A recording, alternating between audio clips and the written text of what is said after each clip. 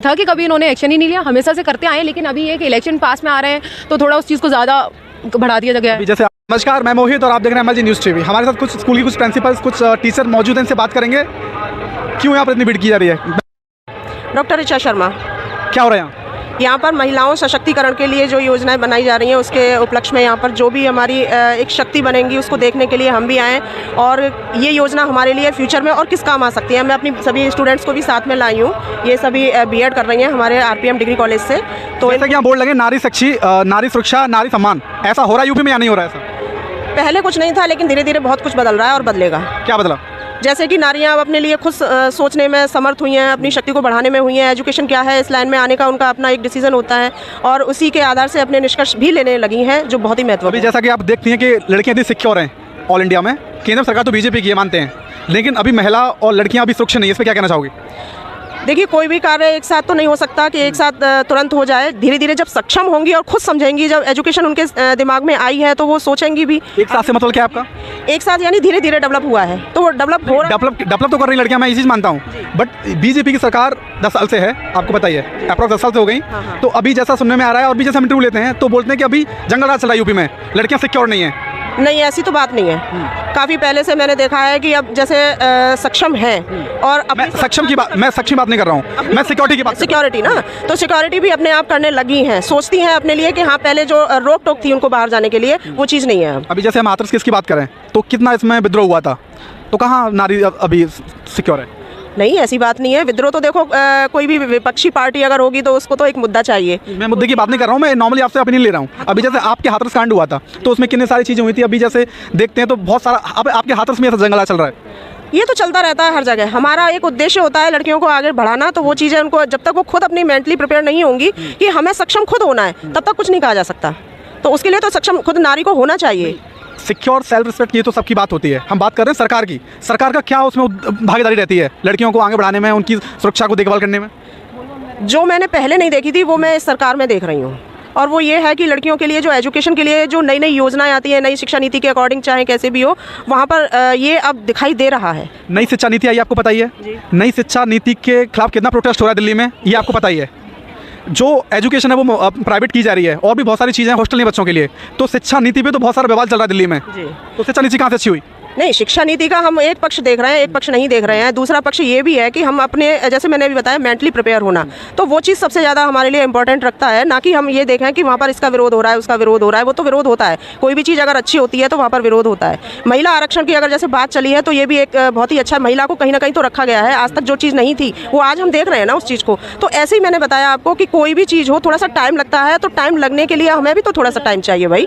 और लड़कियों को जब तक हम सक्षम नहीं बनाएंगे, उनको एजुकेट नहीं करेंगे, तब तक वो कैसे सक्षम हो पाएंगी? तो अभी मणिपुर में एक केस हुआ था, आपको पता है, बहुत बेकार केस था, बहुत दुखद था, ठीक है ना। मानते बीजेपी सरकार है, लेकिन किसी का कोई ट्वीट पे कोई रिस्पांस नहीं आया, तो इसमें क्या कहना चाहोगे? ये गलत है।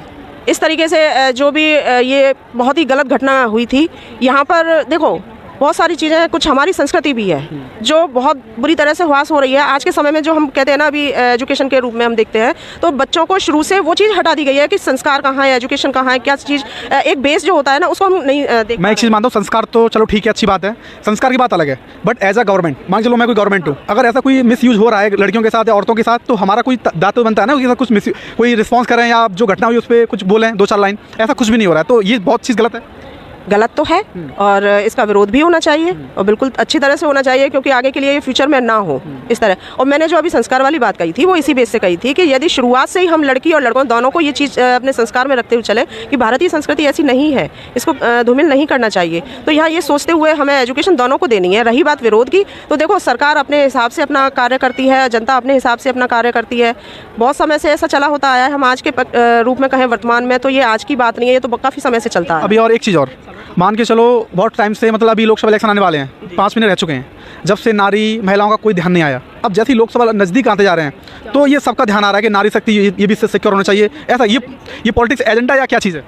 देखो, पॉलिटिक्स एजेंडा तो एक चलता ही रहता है। जब भी कोई चुनाव आता है वैकेंसी भी नहीं निकलती हैं, वैकेंसी नहीं निकलती है तो ये भी एक मुद्दा है, क्यों नहीं निकलती हैं। और टीचर्स के लिए तो सभी परेशान हैं, क्यों नहीं निकल पा रही हैं। आज के समय टीचर एक वो चीज़ है जो अपनी एक कलम से बहुत कुछ कर सकता है, लेकिन वो नहीं पॉसिबल हो पा रहा है। तो क्यों नहीं हो पा रहा है, ये भी एक मुद्दा है, इसको भी उठाया जाना चाहिए। क्योंकि यहाँ पर देखो पॉलिटिक्स होती है और बहुत अच्छे से होती है, लेकिन एक एजेंडा बना करके इस तरीके से करना ये चीज़ गलत है। ये समय से अगर चलती रहे सारी चीज़ें तो ये चीज़ें मुसीबत है, और ये सब आए ही नहीं, समय से कार्य चल रहा है। एक चीज़ और आप देख रही हैं, काफ़ी विरोध हो रहे हैं, काफ़ी जैसे प्रोटेस्ट हो रहे हैं, जैसे गुर्जर समाज के लिए, मुसलमानों के लिए, मेवात में बहुत सारे केसेस हो रहे हैं, आपको पता ही है। तो ये मतलब जातिवादी में एक जहर घोलना, ये कहाँ की नीति है? जातीय मुद्दा तो पता नहीं क्यों ये चलता है, हमारी तो समझ में ही नहीं आती है। क्योंकि एक टीचर होने के नाते तो हमारे लिए सारे धर्म, सारी जातियाँ एक समान है। तो जब एक माँ अपने बच्चों के साथ चाहे 4 हो, 5 हो, 2 हो, कितने भी हो, वो भेदभाव नहीं करती है, तो एक टीचर को, एक सरकार को भी ये चीज़ नहीं करनी चाहिए।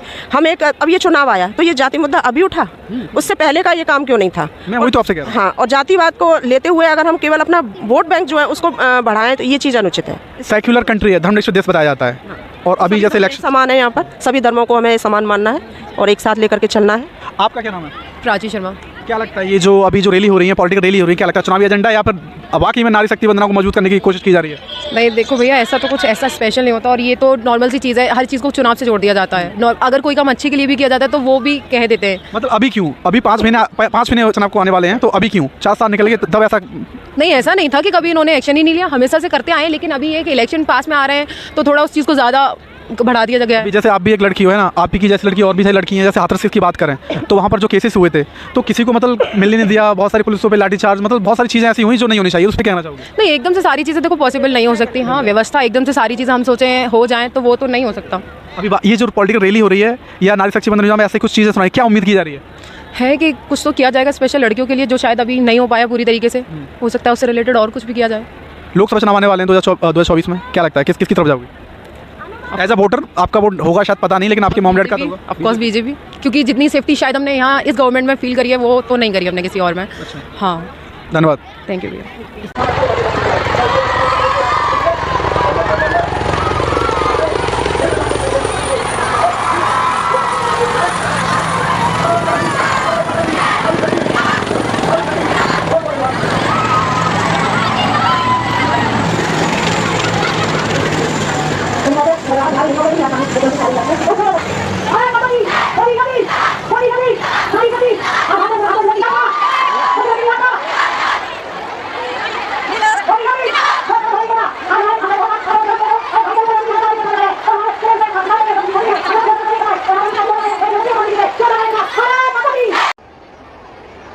काका हाथरसी और निर्भय हाथरसी की इस पावन धरा को